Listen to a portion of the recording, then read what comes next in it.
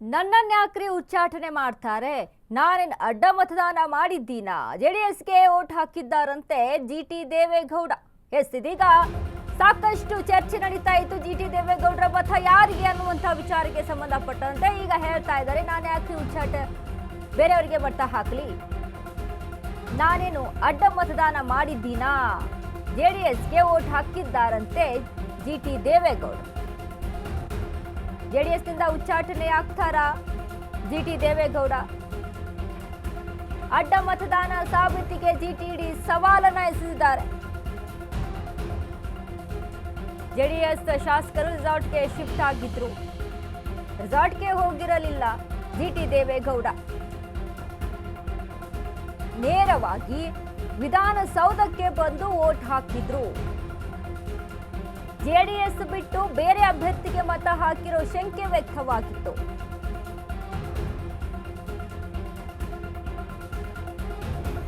ನನ್ನನ್ಯಾಕ್ರಿ ಉಚ್ಚಾಟನೆ ಮಾಡ್ತಾರೆ? ನಾನೇನು ಅಡ್ಡ ಮತದಾನ ಮಾಡಿದ್ದೀನಾ? ನಾನೇನು ತಪ್ಪು ಮಾಡಿದ್ದೀನಾ? ಈ ಒಂದು ಸ್ಟೇಟ್ಮೆಂಟು ನಾನು ಜೆಡಿಎಸ್ಗೆ ಮತ ಹಾಕಿದ್ದೀನಿ ಅನ್ನುವಂಥ ನಿಟ್ಟಿನಲ್ಲಿ ಹೇಳದಂಗಿತ್ತು. ಹಾಗಾಗಿ ಜೆಡಿಎಸ್ನಿಂದ ಉಚ್ಚಾಟನೆ ಆಗ್ತಾರ ಜಿಟಿ ದೇವೇಗೌಡ ಅಂತ ನೋಡಿದ್ರೆ ಅಡ್ಡ ಮತದಾನ ಸಾಬೀತಿಗೆ ಜಿಟಿಡಿ ಸವಾಲನ್ನ ಹಾಕಿದ್ದಾರೆ. ನಾನು ಅಡ್ಡ ಮತದಾನ ಮಾಡಿದ್ದೀನಿ ಅಂತ ಅಂದ್ರೆ ಸಾಬೀತುಪಡಿಸಿ. ಜೆಡಿಎಸ್ನ ಎಲ್ಲಾ ಶಾಸಕರು ರೆಸಾರ್ಟ್ಗೆ ಶಿಫ್ಟ್ ಆಗಿದ್ರು, ಬಟ್ ನಾನು ಹೋಗಿರ್ಲಿಲ್ಲ ಅಂತ ಹೇಳಿದ್ರು ಜಿಟಿ ದೇವೇಗೌಡ. ಆತ್ಮಸಾಕ್ಷಿಗೆ ವಿರುದ್ಧವಾಗಿ ಅಂತ ಹೇಳಿದಂತ ಒಂದು ಸ್ಟೇಟ್ಮೆಂಟು ಒಂದು ಕಡೆ ಮತ್ತೊಂದು ರೀತಿಯಲ್ಲೂ ಇರಬಹುದಲ್ಲ. ಈಗಾಗಲೇ ಜೆಡಿಎಸ್ ಪಕ್ಷದಲ್ಲೇ ಇದ್ದಂತ ಜಿಟಿ ದೇವೇಗೌಡ, ಅಲ್ಲಿ ಕೆಲವೊಂದಿಷ್ಟು ಅಸಮಾಧಾನ ಇತ್ತು, ಮನಸ್ಸು ಒಪ್ತಾ ಇರಲಿಲ್ಲ ಅಂತ ಅಂದ್ರೂ ಪಕ್ಷದಲ್ಲಿ ಇರಲೇಬೇಕು ಅನ್ನುವಂಥ ಅನಿವಾರ್ಯತೆ ಕೆಲವೊಂದಿರುತ್ತೆ.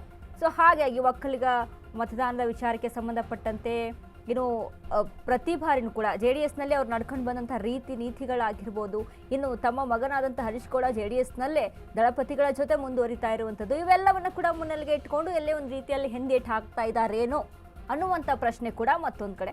ಸೊ ಹಾಗಾಗಿ ಅಲ್ಲಿ ಆತ್ಮಸಾಕ್ಷಿಗೆ ವಿರೋಧವಾಗಿ ಅಂತ ಅಂದ್ರೆ ಮನಸ್ಸು ಒಪ್ಪಿಲ್ಲ ಅಂತ ಅಂದ್ರೂ ಜೆಡಿಎಸ್ಗೆ ಮತ ಹಾಕಿದ್ದೀನಿ ಅನ್ನುವಂಥ ನಿಟ್ಟಿನಲ್ಲಿ ಮಾತನಾಡಿದ್ರ, ಅಥವಾ ಜೆಡಿಎಸ್ ಪಕ್ಷವನ್ನ ಬಿಟ್ಟು ಬೇರೆಡೆ ಮತ ಹಾಕಿದ್ದೀನಿ ಅನ್ನುವಂಥ ನಿಟ್ಟಿನಲ್ಲಿ ಏನಾದರೂ ಮಾತನಾಡಿದ್ರ ಗೊತ್ತಿಲ್ಲ.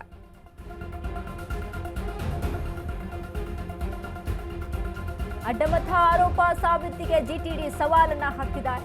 ಅಡ್ಡ ಮತದಾನದ ಆರೋಪವನ್ನ ಅಲ್ಲಗಳೆದ ಜಿಟಿ ದೇವೇಗೌಡ ತಾನು ಆತ್ಮಸಾಕ್ಷಿಯ ಮತ ಹಾಕಿದ್ದಾಗಿ ಸ್ಪಷ್ಟಪಡಿಸಿದ ಜಿಟಿಡಿ. ಆರೋಗ್ಯ ಸರಿ ಇರಲಿಲ್ಲ, ಅದಕ್ಕೆ ಬೇಗ ಮತ ಹಾಕಿದ್ದೇನೆ ಅಂತ ಹೇಳಿದರು. ಆತ್ಮಸಾಕ್ಷಿಯ ಮತ ಹಾಕಿದ್ದೇನೆ, ನಮ್ಮ ಅಭ್ಯರ್ಥಿ ಗೆಲ್ತಾರೆ ಅಂತ ಹೇಳಿದ್ದಾರೆ.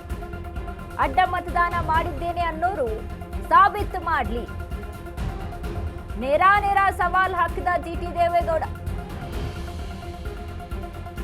ಎಸ್, ಈ ಹಿಂದೆನೂ ಕೂಡ ಸ್ಟಾರ್ಟಿಂಗ್ ಅಲ್ಲಿ ಮಾಧ್ಯಮದವ್ರು ಕೇಳಿದಂತ ಪ್ರಶ್ನೆಗೆ ಜಿಟಿ ದೇವೇಗೌಡರು ಆತ್ಮಸಾಕ್ಷಿಗೆ ಮತ ಹಾಕಿದ್ದೀನಿ ಅನ್ನುವಂಥದ್ದು ಕೂಡ ಹೇಳಿದ್ರು.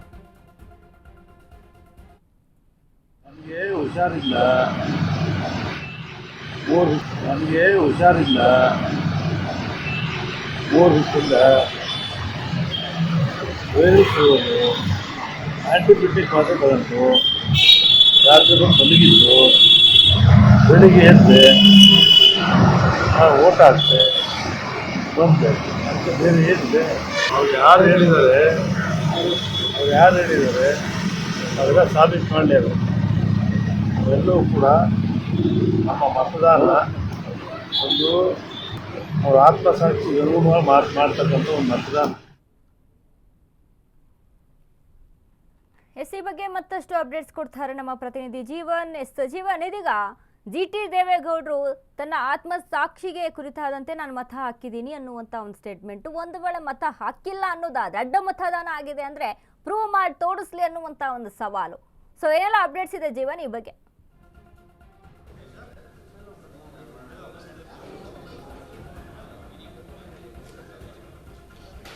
ಎಸ್ ವನಿತಾ, ಏನು ಬೆಳಗ್ಗೆಯಿಂದ ಈ ಒಂದು ವಿಚಾರವಾಗಿ ಸಾಕಷ್ಟು ಚರ್ಚೆಗಳು ನಡೀತಾ ಇತ್ತು. ಯಾಕಂದರೆ ಎಲ್ಲ ಶಾಸಕರು ಅಂದರೆ JDSನ ಬಹುತೇಕ ಶಾಸಕರು ಹೋಗಿ ನಿನ್ನೆನೇ ಕೂಡ ಒಂದು ರೆಸಾರ್ಟ್ನ ಅಲ್ಲಿ ಸೇರಿಕೊಂಡಿರ್ತಾರೆ. ಇನ್ನು ಆ ಒಂದು ವಿಚಾರದಲ್ಲಿ ಅದಾದ ಬಳಿಕ ಬೆಳಗ್ಗೆನೇ ಕೂಡ ಎಲ್ಲರೂ ಏನೊಂದು ಸಪ್ರೇಟ್ ಗಾಡಿನಲ್ಲಿ ಬಂದು ಅವರು ಒಂದು ಮತವನ್ನು ಚಲಾಯಿಸಿರುವಂಥದ್ದು. ಈ ಸಂದರ್ಭದಲ್ಲಿ ಏನು ಶಾಸಕರು ಎಲ್ಲ ಶಾಸಕರು ಒಟ್ಟಾಗಿ ಬಂದು ಮತವನ್ನು ಚಲಾಯಿಸಿರ್ತಾರೆ.